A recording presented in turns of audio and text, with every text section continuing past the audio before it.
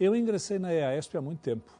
Eu ingressei aqui em 1962. Pessoas da minha idade e da minha geração que se dedicaram à vida acadêmica no Brasil, qualquer que fosse a área, não só a administração, eram pessoas que faziam a sua formação de pós-graduação no exterior. E esse foi o meu caso. Eu fiz o meu mestrado na Michigan State University e depois voltei para cá, ensinei mais ou menos 3 anos e retornei para fazer o doutorado. Fiz o doutorado em Cornell University. O meu doutorado foi um doutorado em que eu tentei misturar 2 coisas, a administração de empresas e a administração pública. Isto porque a escola vinha de firmar um convênio com o governo do Estado, pelo qual se implantaria aqui um programa de administração pública.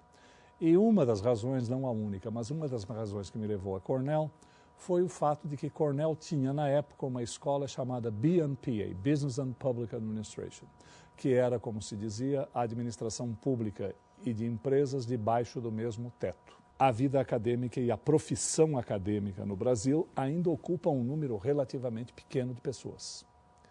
E era ainda menor o número de pessoas que tinham uma profissão acadêmica, digamos, há 30, 40 anos atrás. Isso se restringia às universidades públicas e algumas poucas escolas privadas, quase sempre as confessionais, as católicas. As escolas que eram, digamos, privadas, tinham professores que nós chamamos de horistas, professores que ganhavam pela aula ministrada e nada mais do que isso.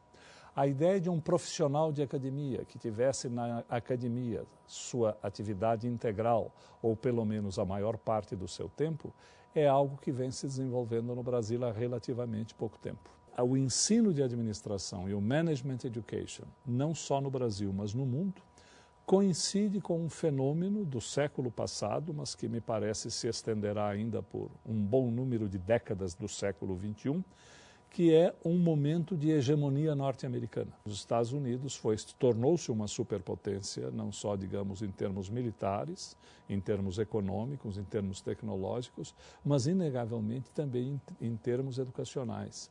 E é muito curioso que os americanos tenham celebrado contratos com o governo brasileiro e com a Fundação Getúlio Vargas para iniciar aqui a educação em administração no início da década de 50. Eu, como a maioria das pessoas da minha geração, fomos formados num momento brasileiro e das ciências sociais, que eram todas mais ou menos marxistas ou paramarxistas. E uma teoria muito em voga quando eu fiz o meu trabalho de doutorado era a teoria da dependência, do Faleto e do Fernando Henrique. Então eu peguei a teoria da dependência e tentei ver se esta coisa se reproduziria em contextos organizacionais, no contexto, digamos, de uma empresa multinacional. Será que realmente haveria um núcleo, um centro e haveria uma periferia? O ramo que eu acabei escolhendo foi o ramo farmacêutico. Multinacionais farmacêuticas norte-americanas e europeias que tivessem subsidiárias brasileiras.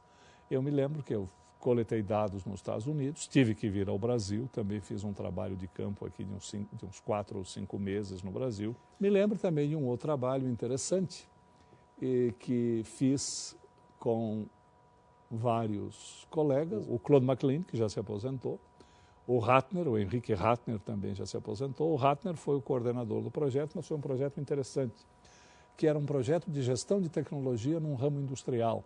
E o ramo industrial escolhido foi o ramo de alimentos. Então foi um trabalho que nós fizemos sobre gestão de tecnologia na indústria de alimentos. O trabalho que eu fiz mais recentemente com o Miguel Caldas e com o Thomas Wood, que eu acho que é aquele que as pessoas mais se referem, que é um pouco sobre a produção científica e tentando abordar um pouco a questão da produção científica e administração no Brasil. Essa pesquisa está consubstanciada num relatório aqui do GV Pesquisa. Atualmente, estamos começando um projeto que é ligado à institucionalização da administração no Brasil, pensando fundamentalmente naqueles 2 pontos focais de início, que foram a Escola de Administração de Empresas de São Paulo, da Fundação, a nossa escola, e a USP. Eu tenho a impressão que o grande departamento da FEA, quando ela começou, curiosamente era a contabilidade. Economia e administração se desenvolveram depois. E o departamento de administração hoje, claro, é o maior departamento daquela faculdade e até aquela que roubou um pouco as outras letras, né? As pessoas não falam FEAC, falam FEA, Economia e Administração. E o REULEME, de certa forma, teve uma mão importante ao formatar os dois departamentos, o de Engenharia de Produção na Poli e o departamento de Administração na FEA. Certamente, a metodologia é considerada uma parte importante na qualidade de qualquer produção científica. Como se costuma dizer, a ciência tem cânones, a ciência tem regras. E você não pode deixar de fazer, porque se você falar coisas que não estejam dentro dos cânones, você está falando coisas de senso comum, coisas interessantes, coisas que podem até ser verdadeiras, mas elas não são verdades científicas. Para que coisas mereçam o título de verdades científicas, elas precisam seguir certos cânones. Metodologicamente, é inegável que as pesquisas melhoraram muito. E eu digo isto, acho, com relação a tudo. Não só a pesquisa científica brasileira, mas a pesquisa científica no mundo todo. Basta você apanhar hoje e ler um artigo publicado há 30 ou 40 anos atrás e um publicado hoje. Eu me refiro a olhar apenas de uma perspectiva metodológica. Inegavelmente, o avanço hoje é enorme, ajudado seguramente muito pela tecnologia de informação. O que se discute hoje muito é a relevância. E aí, claro, as dúvidas são muito grandes, que é, primeiro, o distanciamento entre aquilo que se escreve, aquilo que se pesquisa e aquilo que se publica, e a prática da administração.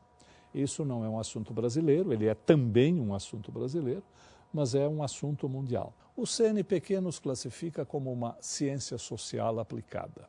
Se nós somos uma ciência social aplicada, seria interessante saber, bom, que ciência é esta? O que é que esta ciência acumulou de conhecimento? E quando nós fazemos esta pergunta a portas fechadas entre nós administradores, nós ficamos imediatamente embaraçados.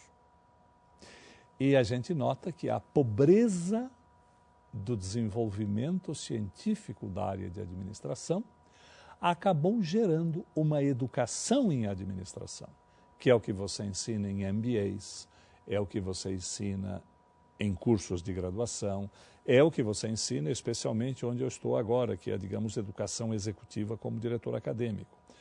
O que é que você ensina? Você ensina aquilo que os americanos chamam de best practices. Quer dizer, os professores vão à sala de aula contar histórias de sucesso, de empresas ou de pessoas. Essa ponte, esta lacuna entre teoria e prática, ou entre rigor e relevância, também pode se explicar em parte por essa dificuldade que a administração inegavelmente enfrentou e enfrenta de se consolidar como uma área de conhecimento, mesmo como uma área científica. Na concepção Humboldtiana, que os americanos copiaram literalmente, os americanos foram aqueles... A Universidade Americana, curiosamente, é mais germânica, de certa forma, do que a inglesa. A Universidade Americana copiou Humboldt e especialmente a concepção de doutorado de Humboldt. Ou seja, o doutor é alguém que deve ser ensinado a pesquisar. Esta é a ideia. Quando alguém fazia, no passado, uma tese de doutorado, a expectativa que se tinha era que se alguém vai escrever uma tese de doutorado é porque tem algo a dizer, não algo a pesquisar, algo a dizer. Então, tinha que ser uma obra de peso e uma obra que denotasse aquilo que se chama maturidade intelectual, coisas que nem todos têm. Eu digo com um certo tom meio cínico, mas é verdade. Muito poucos têm algo a adicionar ao conhecimento.